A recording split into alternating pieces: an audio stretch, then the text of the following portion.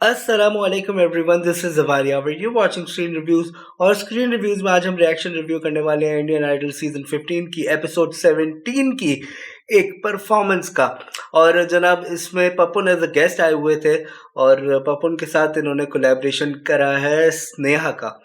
तो चलते हैं इस सॉन्ग की तरफ। दिस इज एक्चुअली अ गज़ल, रंजिश ही सही। और इसको जो है शहनशाह गज़ल ने पढ़ा है।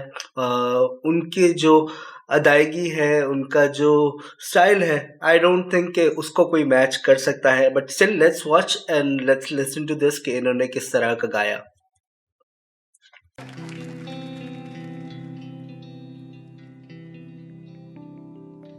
रंजिश है सही, रंजिश है सही। इट्स नॉट रंजिश, इट्स रंजिश ही सही। लिए आ रंजिश है सही। आ फिर से मुझे छोड़ के जाने के लिए आ फिर से मुझे छोड़ के जाने के लिए रंजिश है सही। दिल ही दुखाने के लिए रंजिश है सही। नहीं यार, बहुत बुरा, बहुत बुरा। जिन लोगों की गजल की जो है समझ है ना, वो लोग इस वक्त कान पकड़ के जो है बैठे होंगे, कह रहे होंगे ये क्या है। किस किस को बताएंगे जुदाई का सबब हम। क्या बात। किस किस को बताएंगे जुदाई का सबब हम। तू मुझसे खफा है तो ज़माने के लिए बहुत बुरा। रंजिश ही सही।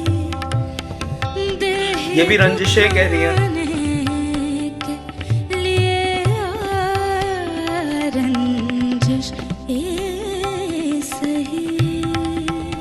It's रंजिश ही सही। Thank you so much. That's too bad. That's too bad. मतलब इंडियन आइडल एक ऐसा प्लेटफॉर्म है जिधर जो है कहा जाता है कि क्लासिकल म्यूजिक का खास तौर पे, क्योंकि Indian is the hub of classical music. India is the hub of classical music. और वहाँ पे इस तरह की चीज़ें हो रही हैं, कोई सोच ही नहीं रहा कि एक परफॉर्मेंस हो रही है स्टेज पे। और इस बात पे मैं कहना चाहूँगा, एक छोटी सी बात कहना चाहूँगा कि एक सिंगर है सोनू निगम, वो इस चीज़ का बहुत ख्याल रखते हैं। जब भी कोई परफॉर्मेंस इस तरह की होती है जो किसी लेजेंड ने की होती है या कोई लेजेंड का गाना होता है, सोनू बहुत सोच समझ के गाते हैं और उतना ही गाते हैं जितना उस लेजेंड ने गाया। नाउ इस पूरी जो परफॉर्मेंस थी, इसमें सबसे बड़ी प्रॉब्लम ये थी कि ये लोग बीट पे थे। Everything was on beat. But the problem is कि शहनशाह गज़ल ने जिस तरह इस गज़ल को पढ़ा है, उसमें वो बहुत सारी जगहों पे ऑफ बीट जाते हैं और बीट पे फिर वापस आते हैं। और आप लोगों ने अगर ये चीज़ कभी गौर नहीं की तो आप प्लीज़ जाएं और इसका जो ओरिजिनल वर्जन मेहदी हसन साहब का है वो सुने और देखें मेहदी हसन साहब किस तरह इस गज़ल को गाया करते थे। मतलब उनकी गायकी वैसे तो बहुत सिंपल लगती है, लेकिन इस गज़ल की सबसे ख़ास बात ही यही है कि ये ऑफ बीट जाके वापस आते हैं बीट पे। एंड ऑन दी कॉन्ट्ररी, इनका जो हैंड होता है वो हारमोनियम पे चल रहा होता है, वो आउट नहीं होता। तो ये सबसे ख़ास बात है जो कि इन्होंने मिस आउट कर दी। उसके बाद कुछ जगहों पे जो है मुझे फ्रेजेस का प्रॉब्लम, मतलब स्ट्रेसेस एंड पॉजेस पे प्रॉब्लम लगा। पहले तो ना रंजिश है सही नहीं है, it's Ranjish Hi Sahi. You can listen to it, originally listen करें इसको और ना सिर्फ पपुन एंड स्नेहा, बल्कि इन जजेस को भी मैं कहूँगा जो तीनों बैठे हुए हैं, श्रिया जी, मतलब Shriya you should have known this at least, अगर मतलब पता था तो आपको ये चीज़ पिन पॉइंट करनी चाहिए थी। तो this is the worst performance from Indian Idol season 15 और मतलब यार गजल वालों का तो आपने दिल दुखा दिया ना। अच्छा, अब बात कर लेते हैं स्ट्रेसेस एंड पॉजेस की। तो जहां वो वाली लाइन है, आप फिर से मुझे छोड़ के जाने के लिए आ, तो पपुन ने स्ट्रेस दिया है मुझे पे। नाउ मेहदी हसन साहब के लिए मुझे इंपॉर्टेंट नहीं है, मतलब इस पूरे सॉन्ग में मैं तो है ही नहीं ना, अना तो है ही नहीं, तो इम्पॉर्टेंट था छोड़ के जाने के लिए, यानी दोबारा से छोड़ के जाने के लिए वापस आ जाओ।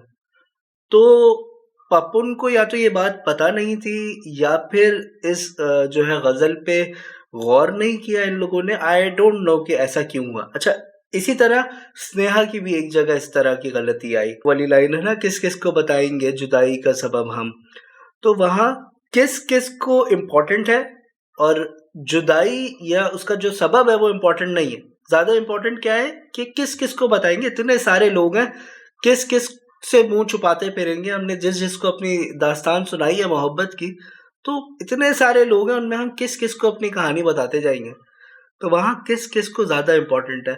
आप देख लें मेहदी हसन साहब ने किस किस को पे बार बार बार बार एम्फेसिस किया है। तो जब लेजेंड कोई चीज़ गा रहे हैं, पढ़ रहे हैं, उन्होंने एक चीज़ बनाई है, तो थोड़ा तो सोचना चाहिए ना कि उसमें वो किस तरह से गा रहे हैं, उनकी गायकी क्या है, उनको थोड़ा समझना चाहिए था। आई एम नॉट सेइंग कि गायकी में इनकी कोई प्रॉब्लम थी, this was totally okay according to you know musical sense, लेकिन अगर मैं इसको परखूं ओरिजिनलिटी के साथ और इसको परखूं कि ओरिजिनल जो प्रोडक्ट है, तो this is so unrealistic, this is so bad. और वो जो पूरी फीलिंग है ना मेहदी हसन साहब की, वो इसमें मिसिंग है। यहाँ पे मुझे मैं नज़र आई, अना नज़र आई, यहाँ पे मुझे शोबदेबाजी नज़र आई, जिस तरह स्नेहा अपनी यू नो क्लासिकल लर्निंग की चीज़ें दिखा रही हैं, लेकिन वो अर्ज नज़र नहीं आई जो कि मेहदी हसन साहब कर रहे हैं। तो रियली सॉरी, इंडियन फैंस को मैं हर्ट नहीं करना चाहता, ना ही म्यूजिकल जो है फैंस को हर्ट करना चाहता हूँ, बट अगर तो गज़ल चूज़ करनी थी तो उसको गज़ल के अंदाज में गाना चाहिए था और उसको निभाना चाहिए था ना, थोड़ा सा इस चीज़ पर गौर करना चाहिए था।